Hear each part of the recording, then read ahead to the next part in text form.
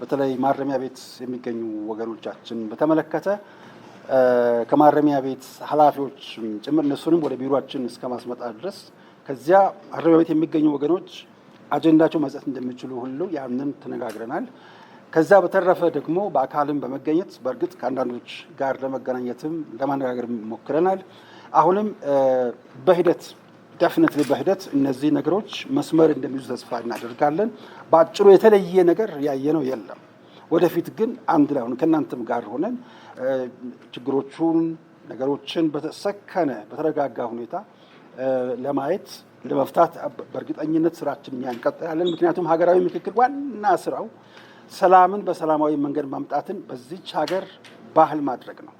እደግመዋለሁ፣ ሰላምን በሰላማዊ መንገድ፣ ሰላምን በሌላ መንገድ ሳይሆን በሰላማዊ መንገድ ለማምጣት በምክክር ለማምጣት አጠናክሮ መስራት ነው። ለዚህም ነው አሁን ከወገኖቻችን ጋርም ይህንን ኢንጌጅመንት ቅድም በእንግሊዝኛ ያልኩት ተከታታይነት ያለው ስራ ለመስራት እና በአጭሩ ከሚመለከታቸው ጋር በመነጋገር ላይ እንገኛለን። ቅድም በንባብ እንዳሰማሁት አስፈጻሚዎችንም ጭምር የጠየቅንበት ሁኔታዎች አሉ። እነዚያም ደግሞ አረንጓዴ ነገር ስናገኝ ለሁላችሁም ይፋ እናወጣለን። ከፖለቲከኛ እስረኞች ጋር በተያያዘ የተነሳውን እንትን በአብዛኛው እኛ በተለይ ይሄን ያለፉትን 2 ወር ወደ 3 ወር የተጠጋ ጊዜ የእኛን ኃይል አትሊስት ሶሻሊ ሪኢንተግሬት ማድረግ እና ማኔጅ ማድረግ ላይ ነበር ትኩረታችን። ያኔ ምንትኖችን ስንለይ ምንድነው ያደረግነው? ያጭር ጊዜ ያለ የመካከለኛ ጊዜ ያለ በረጅም ጊዜ ውስጥ የሚሄዱ አሉ። ለምክክር ኮሚሽኑም የገቡትን ጥያቄዎች ያስገባ ነው በዚህ ፍሬምወርክ ልክ ነው። ስለዚህ ከዚህ አንፃር እኛ የመጀመሪያው ትኩረታችን የነበረው ኃይሉን ስቴብል ሆኖ ሶሻሊ ፖለቲካሊ እና ኢኮኖሚካሊ እንዴት ነው ሪኢንተግሬት የሚያደርገው የሚለው ላይ ነበር። ይሄም ሆኖ ግን በፖለቲከኛ እስረኞች ላይ የመጀመሪያው ቀን ጀምሮ ረፍት የሌለው ስራ እየሰራን ነው ማለት ነው። በመንግስት በኩልና በሚመለከታቸው አካላት የሚቀርብ አንዳንድ ጀስቲፋይ የሚደረግ ነገር አለ። እሱንም የህግ ፕሮሰሱን ተከትለን ሂደን ማየት ስላለብን እንጂ ማንም በንቁ የፖለቲካ ተሳትፎ ወይም ደግሞ በሰላማዊ የፖለቲካ ተሳትፎ እያለ ወደ እስር ቤት ከዚህም አልፎ ምናልባት ከፋኖም ጋር በተያያዘ ከፋኖ ድጋፍም ጋር በተያያዘ የተጣሩ መረጃዎችን እያሰባሰብን ነው። በቅርብ ይሄን ወደ ስራ መንገባበት ይሆናል። በእኛ በኩል የምንደርስበትን ምላሽም የስምነታችን አንዱ አካል ስለሆነ ለህዝብ በይፋ የምናሳውቅ ነው የሚሆነው።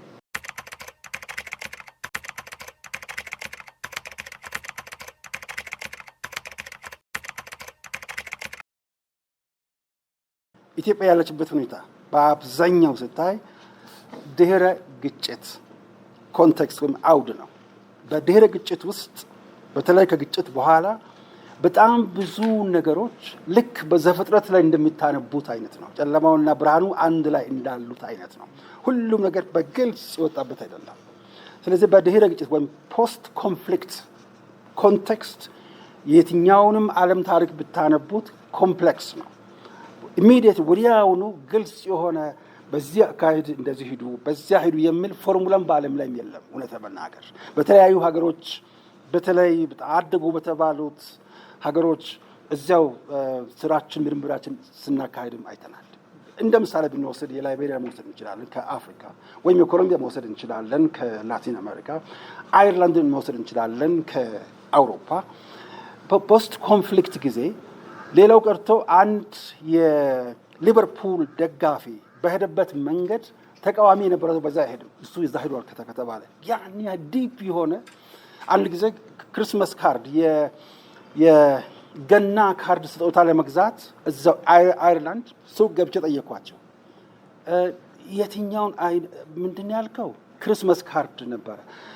የካቶሊኮችን ነው የፕሮቴስታንቶችን?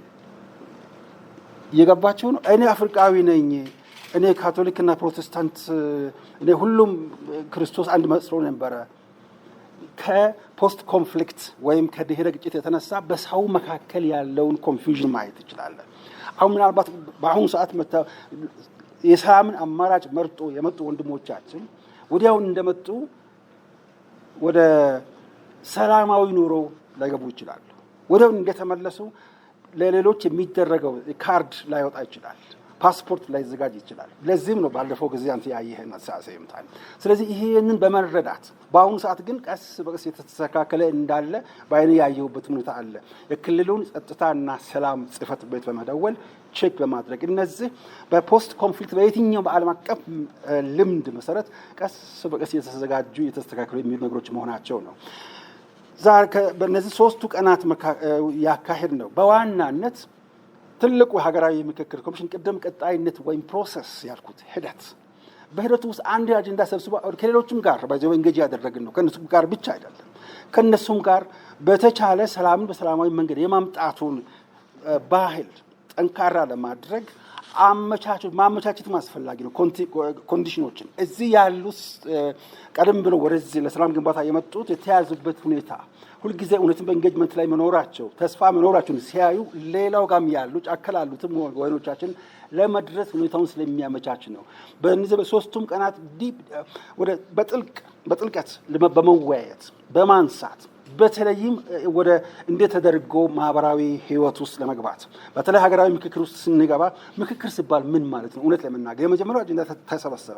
በዛን ጊዜ የነበረው ዴይ 1 ነበር። አሁን ደግሞ በጥልቀት ለመካሄድ ሌሎቹም ቅድም አንስቻለሁ። በዚህ ላይ በኦሮሚያ ክልል ተስቶ ነበር። አሁን በድጋሚ እዛውም እንደዚህ በቤኒሻንጉልም ተመልሰን ሌሎቹ ጋርም እንደዚህ ሁለታችሁ በተመቻቸው ቁጥር ያንድ ለማድረግ እንደ አንድ እቅድ ስለተያዘ ነው። ምክንያቱም ምክክር ከእናንተም ጋር አሁን ሁሌም ያስፈልጋል። ምክንያቱም ምክክር እንደ ህይወት ነው። አንድ ጊዜ መብላት ዛሬ በልተን ለነገ ለተነገ ወዲያ ነው። ኢት ኢዝ ጀስት ላይፍ እንደ ህይወት ነውና ከዚህ የተነሳ ነው በሂደቱ እንዲጠናከር ጥልቀት እንዲኖረው ለማድረግ በተለይ ከውጭ ያሉ ወገኖቻችንን ደግሞ ለመሳብ ለመምጣት እንዲችሉ ሁሉም እንደናንተ ጋዜጠኞች ሆኖ ሪፖርተርስ ሆኖ ተመራማሪዎች ሆኖ ተስፋ እንዲኖራቸው ምክንያቱም ሰላም ኢንዲቪዚብል የማይከፋፈል ነው። የኔ ሰላም ያንተ ሰላም የሁላችን ሰላም። አንዱ የኢትዮጵያ ክፍል አማራ ክልል ከተጎዳ ሁላችን ምን የምንጎዳው ዳፋው ወይም ኢምፓክቱ እጅግ በጣም ሰፊ ስለሆነ ስለዚህ በአጭሩ ስንሰራ የነበረው እሱን ነበረ።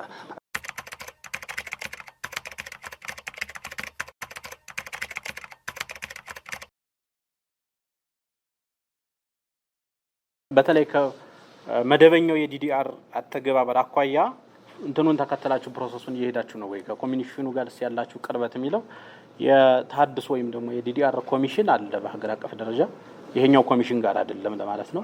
ከነሱ ጋርም ከነሱ ጋር በቅርበት ነው የምንሰራው። በመሰረታዊነት ሁላችሁም እንድትይዙት የምፈልገው ከዚህ ከኢትዮጵያ ውስጥ ካለው ግጭት አኳያ የዲዲአርን ፈንድ ከማድረግ ጋር ስትመለከቱት ሌላ ቦታ ላይ እንደምታነቡት እንደምታጠኑት አይነት ነገር አይደለም።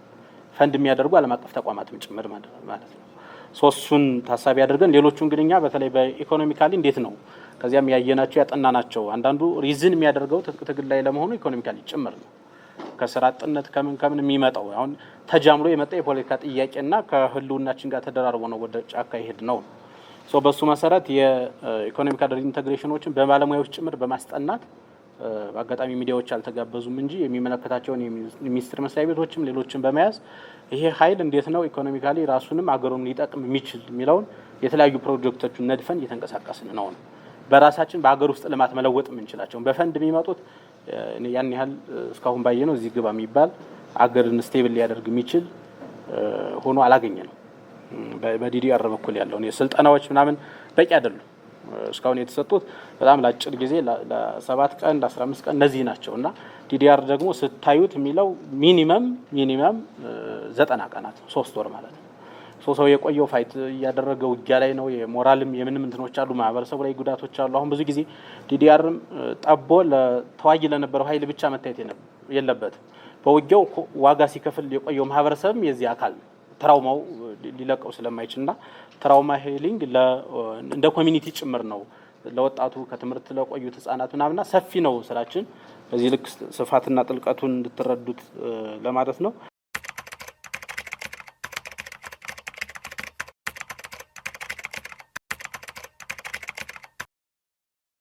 ሌላ በትጥቅ ትግል ነበራችሁና ቅድም እናንተ ቁጥር ጠቅሳችኋል። የቀረ ኃይል አለ ነው አለ በእውቀት እና በተንኮል ከኢትዮጵያ ጠላቶች ጋር ለአማራም ከማይጠቅም አስተላለፍ ጋር ያሉ አሉ። ባለማወቅ በዚህ ውስጥ የሚገኙ ወንድሞቻችን አሉና መስመራችን አልተቋረጠም። ኢትዮጵያ ውስጥ አይደለም በእኛ አብረን በቆየነውና ጫካ በቀረው ኃይል ውስጥ በመንግስትና በታጣቂው ኃይል ውስጥ የተቆረጠ መስመር አለ ብዬ ለማመን ይቸግራል። አንድ ማህበረሰብ ውስጥ ነው የወጣነው፣ ተመሳሳይ ትምህርት ቤቶች፣ ተመሳሳይ ማህበራዊ ተቋማት ውስጥ ነው ያለነው። የሚለያይ ነገር የለንም ነው ባጭሩ። እና አሁንም መስመራችን አለ። እኛ ስለ ሁለት ነገሮች ላይ ነው አትኩረን እየሰራን ያለነው። በአንድ በኩል መንግስት ከኛ ጋር የተስማማቸውን ስምምነቶች የአማራንም ማህበረሰብ የህዝብ ጥያቄዎች በመመለስና ኤክስትራ ማይል ሄዶ በልማትም በሌሎች ነገሮች በማሳካት ጫካ ያለውን ኃይል ጥያቄ መመለስ አለበት፣ የኛም ጥያቄ መመለስ አለበት። በሌላ በኩል እንደ ሀገር ኢትዮጵያ እንደ ሀገር ስትቀጥል ስለሆነኛ ሁላችንም መቀጠል የምንችለው መንግስት ይህን ጥያቄ በዚህ ፍጥነት መመለስ አልቻለምና በሚል ሀገርን ሊያፈርስ ከሚችል አሰላለፍ ውስጥ ደግሞ መገኘት የለብንም ነው። በእነዚህ በሁለቱ ዳይላማዎች ውስጥ ሰፊ ስራዎችን እኛ በበኩላችን እያከናወን እንገኛለን። አንዱም ግን በቂ ነው የሚል እምነት የለንም። ጥረታችን ከዚህ በኋላ ከየትኛውም በአማራም በኢትዮጵያም የፖለቲካ ምህዳር ውስጥ ከሚንቀሳቀስ ኃይል ጋር እየተባበር የህዝባችንን ጥያቄ ለማስመለስ ሌሎች ስራዎችን ለመስራት እንቀጥላለን ነው።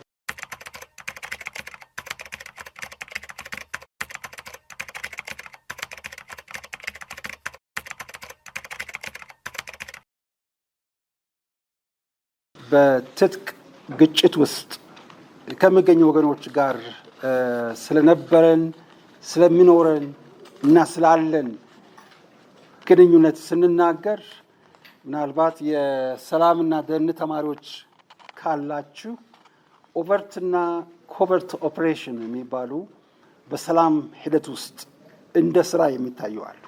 አንዳንድ ኦፕሬሽኖች፣ አንዳንድ ንግግሮች በአደባባይ አይነገሩ።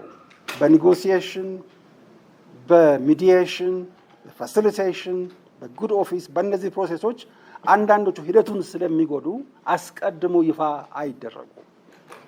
ይሄንን ምናልባት ሳይንሱን ግልጽ ማድረግ ትችላላችሁ። ስራዬም ስለሆነ ስለማሰብ ስለምመራመርበት አስቀድሞ በዛ ቦታ እንዲህ ከሚባል ሰው ጋር በዚህ ተነጋግረን ነበረ፣ እንዲህ ብለን በዚህ ቦታ የተገናኘ ነው።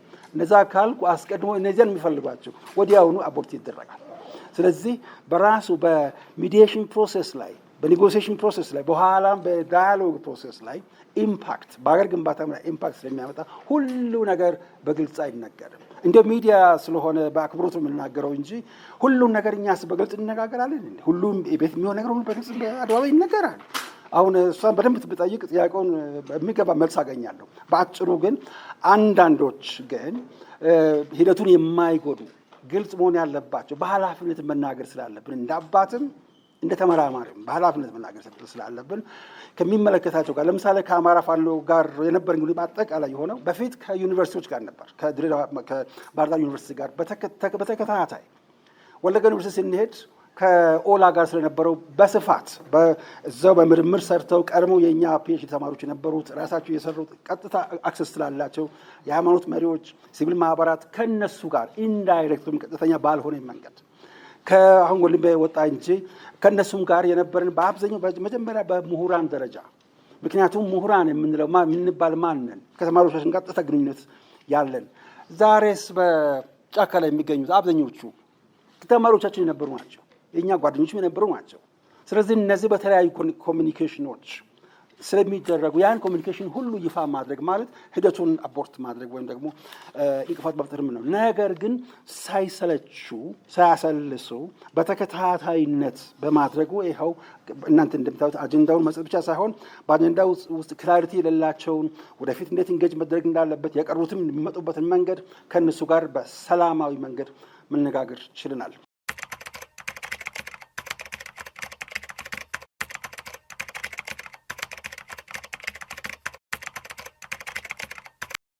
አጀንዳ በማናቸውም ጊዜ ምክንያቱም የኢትዮጵያ ሀገራዊ ምክክር ሶስቱ ትልልቅ አጀንዳዎች የመጀመሪያው ኢትዮጵያ ውስጥ ምክክርን ባህል ማድረግ ነው። ሁለተኛው በህዝብና በመንግስት እንደዚሁም በህዝቦች መካከል መተማመን መፍጠር ነው። ሶስተኛው በጣም ትልቁ በአሁኑ ሰዓት በጣም እየተፈለገ ያለው ሀገራዊ መግባባት እንዲፈጠር ማድረግ ነው። ስለዚህ አጀንዳዎቹ እስከ ዋናው ጉባኤ እስከሚጀመር ድረስ ሊመጡ ይችላሉ። ዛሬም ሳጥኖቹ ክፍት ናቸው። እዛው ሀገራዊ ምክክር ሄዳችሁ ብትመለከቱት አሁንም በፌስቡክም በኢሜይልም መላክ ይቻላል።